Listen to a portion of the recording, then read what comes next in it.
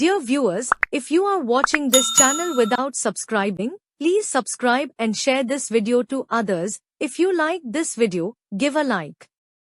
Thank you for your support and God bless you. கர்த்தர் நல்லவர் என்பதை ருசித்துப் பாருங்கள். அவர் மேல் நம்பிக்கையாய் இருக்கிற மனுஷன் பாக்கியவான்.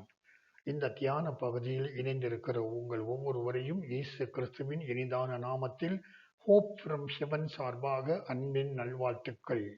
இந்த நாளிலும் ஆதாம் ஊதாரி மகன் என்ற தலைப்பில் நாம் தியானிப்போம். இன்று அதிகாலை 12:30 உறங்கச் சென்றேன். அயர்ந்து உறங்கிவிட்டேன். கொஞ்ச நேரம் கழித்து யாரோ என்னை எழுப்புவது போல உணர்ந்தேன். கடிகாரத்தை பார்த்தேன். 3:26 காட்டிக் கொண்டிருந்தது.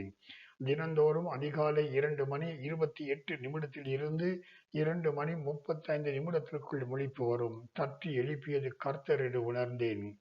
நான் தூக்கத்தில் இருந்து சுய நினைவுக்கு திரும்புவதற்கு முன் அவர் சொன்ன காரியம், ஆதாம் ஊதாரி மகன் இவர்களை பற்றி இன்றைய தியானம் என்றார்.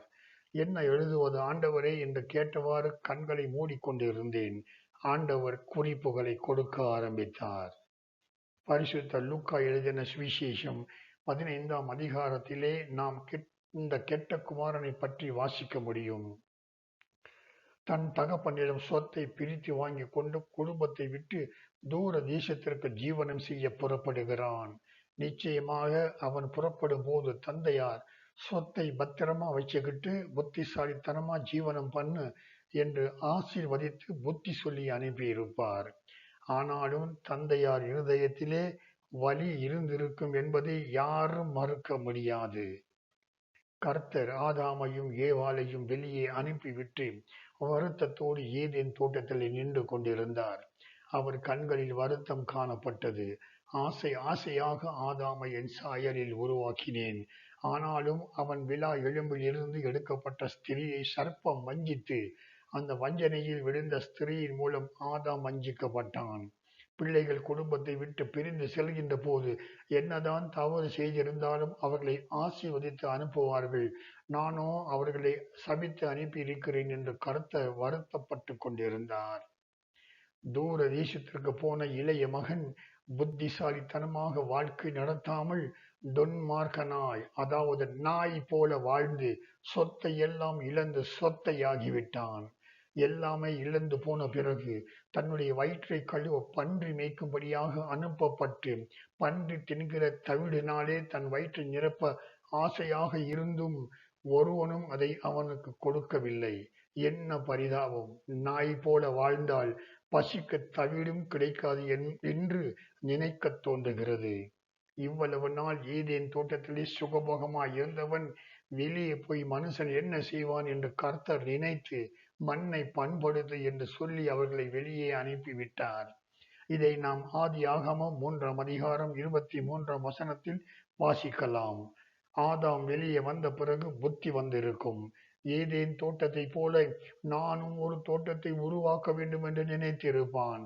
இதுவரை வேர்வை சிந்தாமல் இருந்தவன் வேர்வை சிந்தி தன்னுடைய சரீர உழைப்பில் தோட்டத்தையும் உண்டாக்கி இருப்பான் என்று நான் விசுவாசிக்கிறேன். ஆண்டவரால் மனிதனுக்கு சொல்லப்பட்ட முதல் தொழில் மண்ணை பண்படுத்தி விவசாயம் செய் என்பதுதான். ஒவ்வொரு தேசத்தின் பொருளாதாரம் விவசாயிகளின் கைகளில் இருப்பதை நாம் மறக்கவே கூடாது. விவசாயிகளை வஞ்சிப்பவர்கள், தேசத்தின் பாதுகாப்பாக இருக்கும் இராணுவ வீரர்களை வஞ்சிப்பவர்கள் ஆண்டவரால் நிச்சயம் நியாயம் தீர்க்கப்படுவார்கள் என்பது நிதர்சனமான உண்மை. இளைய குமாரனுக்கு புத்தி தெளிந்து என் தகப்பன் வீட்டில் பணி செய்பவர்களுக்கு பரிபூர்ண உணவு கிடைக்கிறது, நானோ பசியிலே சாகிறேன் என்று மனசிலே நினைத்து நான் என் தகப்பன் வீட்டுக்கு சென்று, தகப்பனே, பரத்துக்கு விரோதமாகவும் உமக்கு முன்பாகவும் பாவம் செய்தேன். உன்னுடைய பணியாட்களில் ஒருவனாக என்னை வைத்துக் கொள்ளும் என்று சொல்வேன். எப்படியாக தீர்மானித்து தகப்பன் வீட்டை நோக்கி வருகிறான்.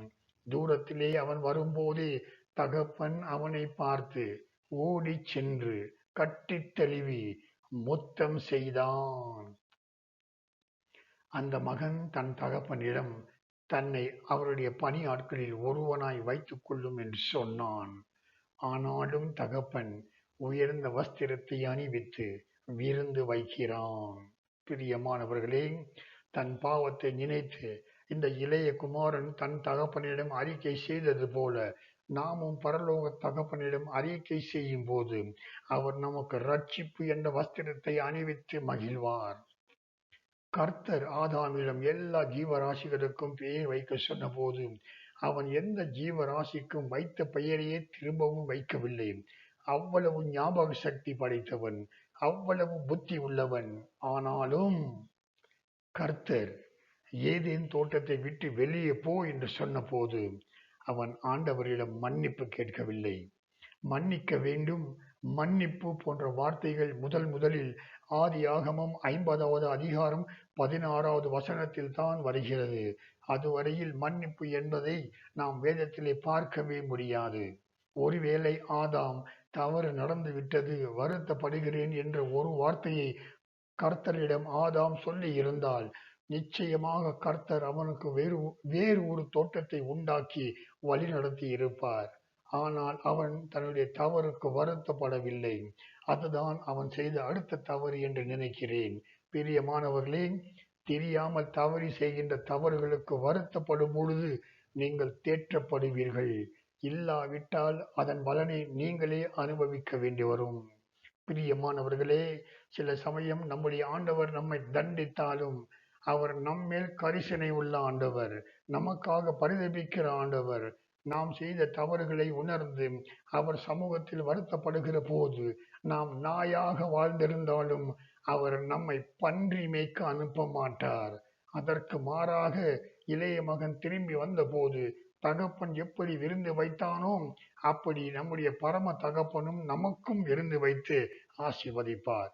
தேவன் தாமே உங்கள் ஒவ்வொருவரையும் ஆசீர்வதிப்பாராக. ஆமேன். ஜெபிக்கலாம். பரலோக தகப்பனே, உமக்கு எங்களது காலை வணக்கம். தேவனே, இன்னும் ஒரு புதிய ஆசீர்வாதமான நாளை எங்கள் வாழ்வில் கூட்டிக் கொடுத்த கிருபைக்காக உமக்கு நன்றி. தகப்பனே, உமது பிள்ளைகளாகிய நாங்கள் உமது பிரமாணங்களுக்கு எதிராக நடக்காமல், ஆதாமை போல் வஞ்சிக்கப்படாமலும், இளைய ஊதாரி மகன் போல் இல்லாமலும், நீர் விரும்பும் ஜனங்களாய் எங்களை நடத்தி கொண்டிருக்கும் அன்பிற்காய் உமக்கே நன்றி செலுத்துகிறோம்.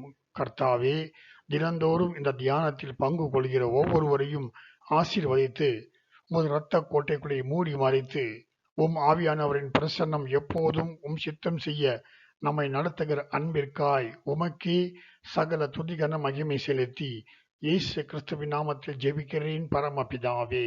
ஆமேன். தேவன் தாமே உங்கள் ஒவ்வொருவரையும் அபரிமிதமாக ஆசீர்வதிப்பாராக. ஆமேன்.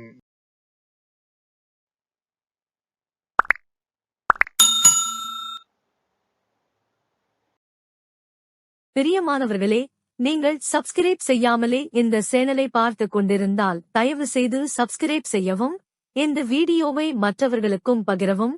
இந்த வீடியோ உங்களுக்கு பிடித்திருந்தால் ஒரு லைக் தரவும்.